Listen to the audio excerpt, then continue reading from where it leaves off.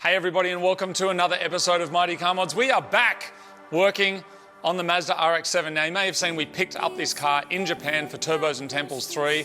And unfortunately, Martin, it never actually worked properly. It made the road trip, it just never worked properly. It never made that mystical unicorn rotary power that I so desired, but it did a good job of getting us around Japan. But ever since I got it back, I wanted to make sure it should work. You saw it on the dyno, it made very little power, less than what it should have. And then we ripped it apart and we got it to this stage where everything is gone. And I started making some inquiries with people who know about rotaries to give me some recipes, because I thought there might be some chefs out there. Here's my question though, Martin. Can rotaries actually make power?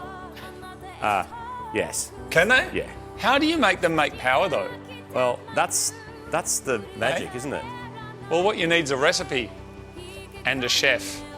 And we have both of those in this epic episode of Mighty Car Mods. So run the graphics and then let's get all cooky. Let's cook up some power, Cook people. some chalks, let's go.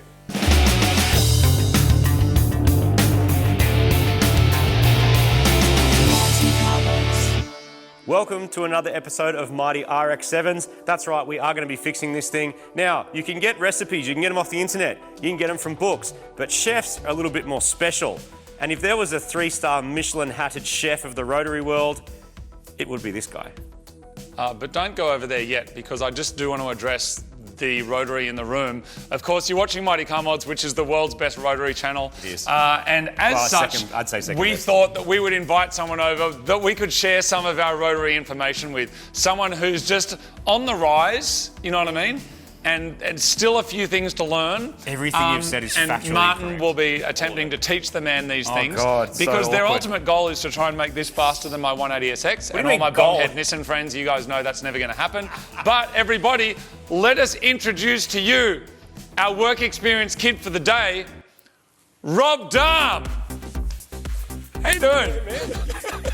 Everybody, I am very excited to have Rob Dahm here, absolute expert on all things Rotary and so well known on the internet for his amazing builds. He's down here in Supergarage. Thank you so much for having us down. Oh, absolutely. This is honestly, I think the audience will agree. Those that are familiar with both of us know this has been a long time coming. It's been a long time, and obviously we've been watching your videos for years and years and years. You are also OG, original grandfather of YouTube. I think you started your channel back in 2008, but 2011 you started kicking off your Rotary stuff. Tell us a bit about that. Yeah, I mean, it started out bone stock car, just enjoying the base vehicle, and then, you know, I love RX-7 so much, I changed everything about them. Yeah. So I completely gutted the car, and my personal journey has just kind of been documented from the very beginning steps then to making some very big claims about what I wanted to do and fulfilling those. Yeah, and since then, obviously, you've had all sorts of adventures as well. Top Gear USA, Top Gear Australia represent, by the way, over here. Also, all of your builds that you've been doing, driving as well, Pikes Peak. So you're doing it all. Trying to, you know, I mean, having a YouTube channel gives you so many unique opportunities that you would have only dreamed of while you're watching them. Yeah. And so I want to make sure I do everything possible to just get to experience everything a car guy would dream of. Awesome. Well, the videos are absolutely amazing. So obviously all the links and everything are below. So jump over there, give him a like, say good day. We have in front of us today all of the ingredients for this very special recipe. So I'm going to get Marty over, and I think together you guys are going to cook up the chook, which is the RX-7. So thank you for coming all the way to Australia, by the way. Really appreciate it. Thank you so much. Yeah. And I'm really looking forward to seeing if this thing really can be as fast as a 180SX that makes 180 kilowatts at the wheels. You know what, I can't guarantee anything, but I feel like we got the right ingredients. And there you have it, the chef approves. I have lots of respect for people this focused and experienced on specific models. And being that he knows these RX-7s inside out, I want to pick his brain on each specific part or mod that we've got here. I can't keep him in Australia against his will long enough to help me finish the whole car, so I'm going to get as much advice as I can. All right, Rob, let's start at the very beginning. Yes. I know you've seen this before. Can you tell me your first experience with the twins? Yes, so this is the twin turbo setup from, particularly in your case, 2002. So for us Americans, this we never got. So this is actually considered an upgrade in the United States. So, you know, these made a slightly bit more power, and they were more efficient. And so this is actually a coveted item. It looks very similar, it looks almost identical, but you have a lot of cast iron. You know, this is the log. This is heavy, man. Heavy duty manifold. and it did its job, but one of the things you were looking for were cracks that would form here. And so I replaced this twice on my car, and the turbos would start pouring out oil out of the front, and so then you'd replace. So I've replaced these probably 4 or 5 times in my history of owning RX7s. As some of you just saw, I struggled to get this off. Like, this was, corroded, been there for a long time. It'd probably never come off before. But the problem I had was clearly that the second turbo was just not happening. Right. Do you have any idea why that happened? Yeah, so what's funny is you're going to say, okay, well, then is there a problem with the turbo? Most likely, absolutely not. Yeah. It's not the turbo. This part worked incredibly well, aside from retaining a lot of heat. The issue is actually on the next table.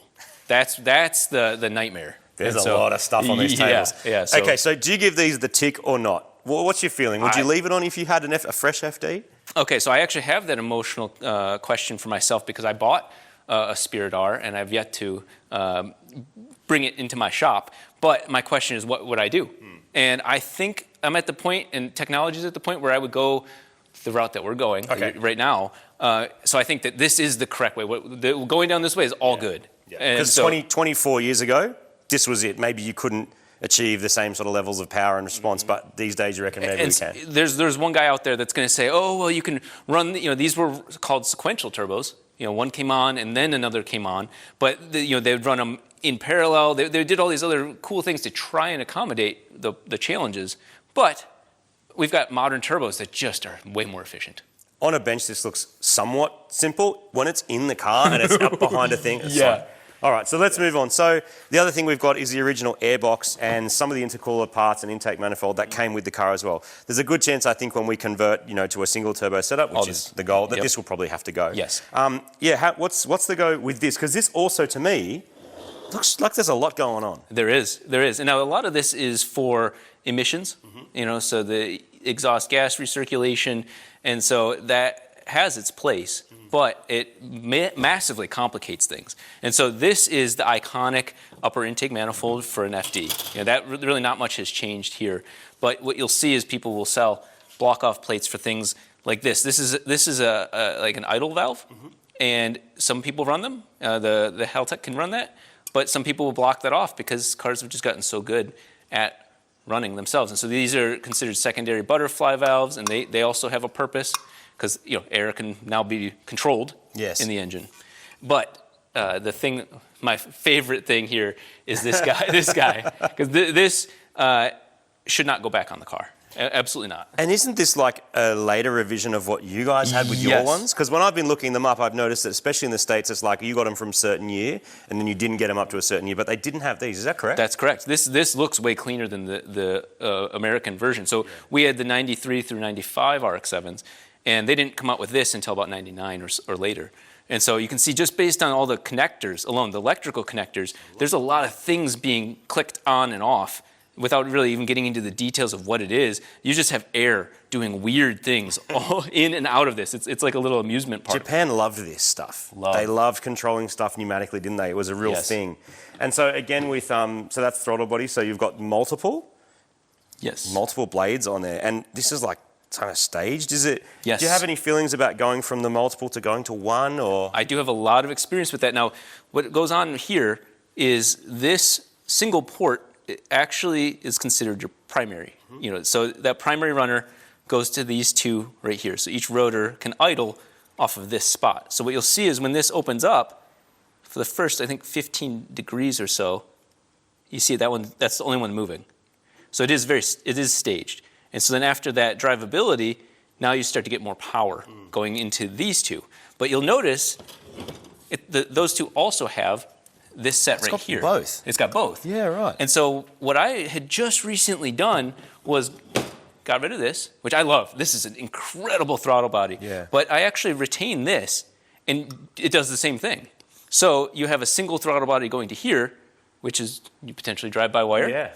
And then you can control that real low idle, like we're talking like if you wanted 700 RPM idle, maybe up to about 1,000, 1,200 RPM, then just open this and the electronics can handle it from there. Awesome. So, cool. So you can sort of reuse these to have that role without all the complexity. Yep. So this little guy right here, put this vacuum line on there, and it'll Just close via it. a solenoid, and Yeah. away you go. So, And so again on here, we also have injectors and stuff as well, yes. right? Yep. So that's where my knowledge of rotary starts to go away, because the only other rotary I had was a Series 2, and it was like, very old school carby to begin with. So with this, we've got injection, but there's actually 4 injectors on these things, correct, as well? There's 2 here, and then 2 on the block itself. And so the 2 on the block, actually, again, this whole center area here, you can see how it's much smaller than these ports. Yeah. Less air, higher velocity, great for idling. Those injectors are on the block to get that fuel right in at low speeds. But then you benefit from evaporative cooling and all the other benefits of having bigger injectors up here going into bigger airport right down there. Yep, and then so regulator, injectors, rail, obviously you can get new versions of that. And as you said, a lot of this is emissions or stuff that you can do just as well with modern control That's that correct. back in the day required all the air. So moving on, we've also got a lot of this. Yes. This is to do with the twins, right? Yes, A lot of this. so again, in the States, this being metal never came on our cars. Oh. So this was, not nowadays, but this was back in, I'd say, mid-2000s. This was coveted for us. We would buy these from you guys. Really? And so, yeah, having all the, because this part actually was another little rubber union, a silicone union like this. This would always pop off. So that very commonly happened in my car. I'm speaking from very much experience Was there. this letting the boosted air from the secondary through? So Because have a feel of that. yeah. Like I was starting to get an idea of maybe Yeah. it wasn't Yeah. twinning very well. Not ideal.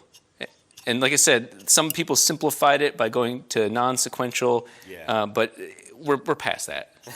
Especially since you already have what we're going to see next. Coming. Yes. We just go through some of the old stuff first. I also Yep. want your opinion on using a cooler like this. I know there's a lot of different ways to do intercooling Yes. on an RX7. Yep. I know you can cut the car up, you can not cut the car up, and there's some benefits. Do you think I can retain? Would you? What would That's you do? excellent. What would Rob do? Okay, so I'm a huge fan of the front mount intercooler, but that does, everybody's correct. The front mount intercooler does impact your cooling on the radiator. Yeah. But at this power level, if it's impacting it, there's something wrong. Okay. So I like the front mount, particularly from a packaging standpoint, because this is currently a stock mount intercooler. This is an upgraded one. Is sitting behind the radiator, so your heat from the radiator is heating up your intake air. Got it, So okay. that's not ideal. So it's something to address. I hadn't actually made a decision on that. I was going to ask you first. So that's a maybe. Yep.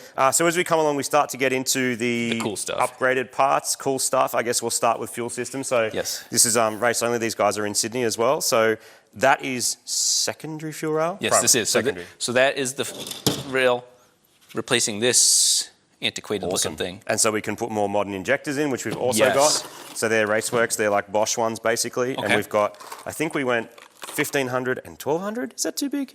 Do we need smaller for our No. primary? I think that's excellent. So so the Bosch makes the base unit for ID injectors, which is a very big Yes. popular piece for me. Yep. So the same basic applies. I think that the technology is there nowadays that you can idle off of larger injectors. Yeah. So 1,200 is not massive. I tend to use 1050s. So roughly the same thing. But modern injectors are another thing that people don't understand, are one of the reasons that cars can run so much better now. Yes, So- exactly, and good fuel systems. Yes. So this is what we were talking about earlier. So I would like to go to drive-by-wire, partly to simplify idle, and also because you have control over how your pedal feels and all those Yes. kind of things. So I'm a big fan. I know you tune cars and you tune Haltex. Yep.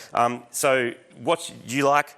Electronic throttle? Okay, so I left a video, and you know how this is when you have creative control over your own videos, you can edit them. Well, there was a moment where I first did drive-by-wire. Yes. And I just said 0% pedal is 0% throttle, 100 is 100. And it was the worst driving car I've ever experienced. No way. Because on a stock throttle, this is actually, they call it a cam. What happens is when you pull this, it actually it's not a one-to-one. There's a ratio. Yeah, there's a ratio, and so it changes the speed. The percentage of pedal is not one-to-one, and so that's naturally built into this. But you have control over it on this, and so you'll find a sweet spot where, like, you know what, I want this much of my pedal to control only this much of Yes. my throttle, and that's on you. But that's the cool part. You have control over that. So we're getting into like RX7 specific, FD specific stuff. You can get these and put them on whatever car you want. You can put those injectors in whatever car you want. Obviously, we've got all the gaskets and all that sort of Yep. stuff. This is a block-off plates that we were talking about earlier for That's the right. intake, right? To change the way that the emission stuff works, essentially, and we can control it again with this sort of thing. We don't need to be recirculating air everywhere. We can just go be more efficient. Yes, Right? Burn very. cleanly. So Yep. the other thing is we've also got these. Now, you mentioned that you sometimes go electric pump. Yeah, so this piece is made by race only. Omar is a good friend of mine, and that's an incredible piece for retaining. Some of my builds, I make it overly complex on accident. You know what I mean? There's times where I want this, but you're not exactly sure why you want that. You also own a CNC machine. So Exactly. It So kind of I opens can the door to doing a lot of stuff. Right. So in my case, I just wanted my water pump to stay on because my cars make a lot of power per rotor. Yes. And so I wanted to be able to have that car sitting there with water circulating after I've abused it. At this power level, the metal in the motor and everything is dissipating it at a perfectly fine rate. So using the stock water pump is perfectly fine. And so with that, this attaches to the front of the motor, and it's much cleaner, much more modern. And you have AN fittings, which you have to weld on otherwise. Yeah, exactly. And a lot of the time with this sort of stuff, if the factory part is twice the size and you can make it so much more, the packaging and everything's neater, it's not rubbing on stuff, that's kind of the aim. Same with this, so coil bracket as well. Yes. So we'll probably just run some LS coils, I guess. That works. I don't have much experience with those, and I have experience with IGN 1As. Yeah. A lot of it, good and bad, but mostly good. Okay, cool. So that'll attach to that. That's kind of easy. Turbos and Temples 3 book. Rob was reading earlier. That's our pedal, so that's an adapter that will go into, trip over my scrap metal. That's the adapter that will adapt the e-throttle pedal into the... It's so perfect because this little thing lets you adjust it a little bit, but really it bolts in. I didn't know that existed.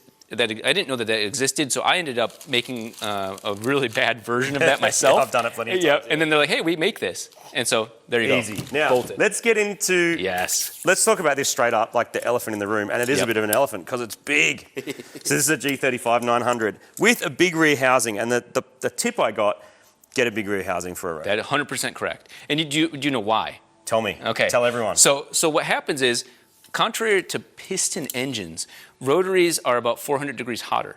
Oh. And so hotter means more expansion. Yep. And so, unfortunately, the naming of a Garrett turbo is based on piston power. So 900 can make almost 900 horsepower. Yes. But on a rotary, because of inefficiencies and the way that it moves air, it's about 70%, 71% Really? in my findings. Okay. So I take, I look at their diagrams and I say, okay, 71% of that is my theoretical max. So 71% of 900 is still a lot of power. Now that said, there's an efficiency. The middle of the ground is efficiency, and so your goal for about 400 horsepower, that's when this thing's running at its coolest. Yes. It's most efficient. Yes. So perfect. Awesome. Yep. To get the gas into it, we also have this, which is an Artec manifold. It's cast. It's cast stainless, is my understanding.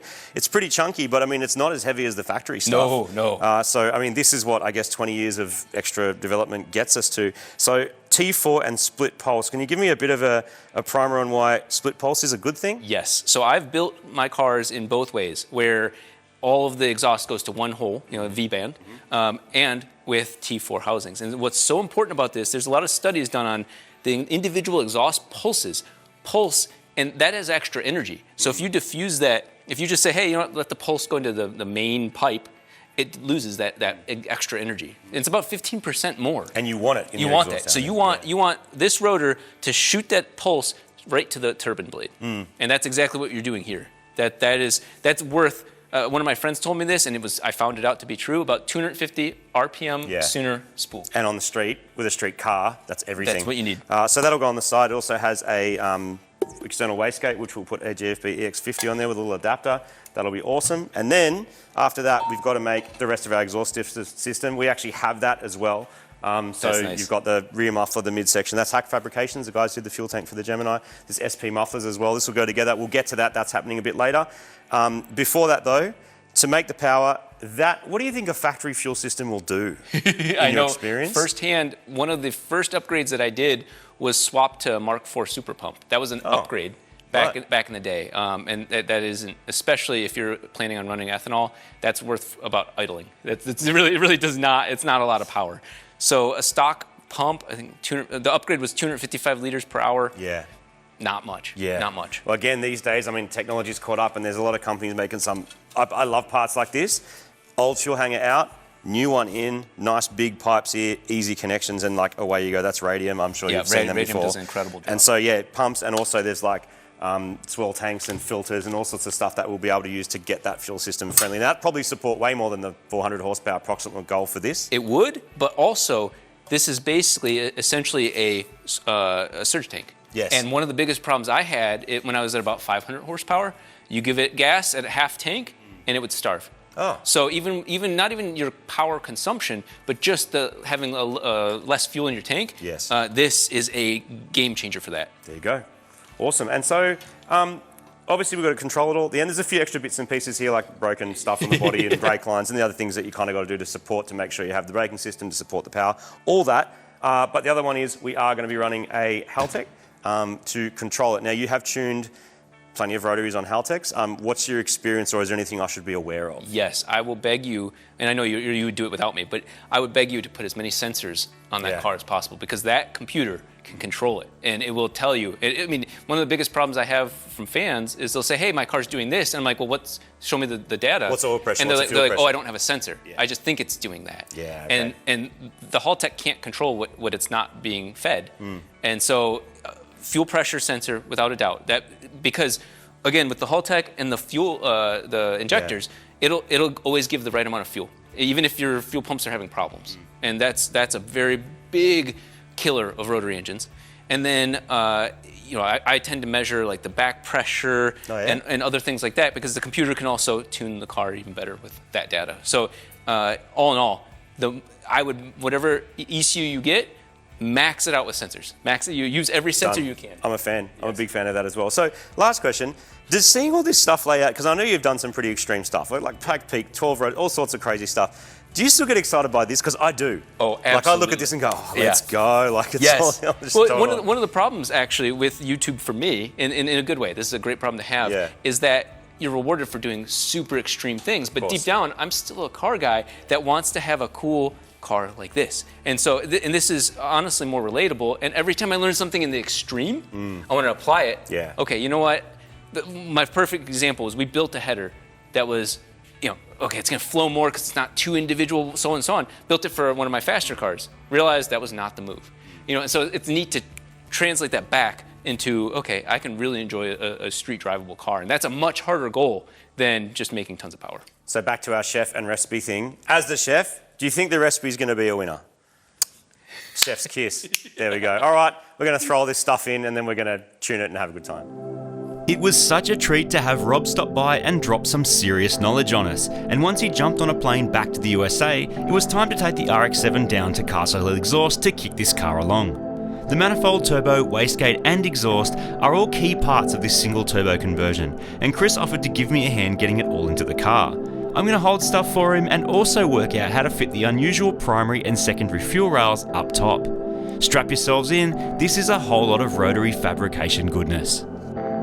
Too many thoughts I'm sinking, staying up late I'm drinking. I try to sleep but I'm just too damn tired. Driving my mind to nowhere, racing it down, I don't care. I look like I'm okay, but I'm not alright. I never knew this could be so hard without you by my side. But I remember the sound of sneakers on the ground. We were running from the cops, we were running from ourselves. We were kings at the top, we were sleeping in the cells. All my fears and teenage dreams are drowned. Sneakers on the ground, eyes lock on the windscreen. My heart beats increasing. I know I shouldn't drive, but I gotta stay alive while I'm stuck in the fight. Take another pill and sinking. One shot, blink, you'll miss it. I look like I'm alright, but I'm not okay. I never knew this would be so hard without you by my side. But I remember the sound of sneakers on the ground.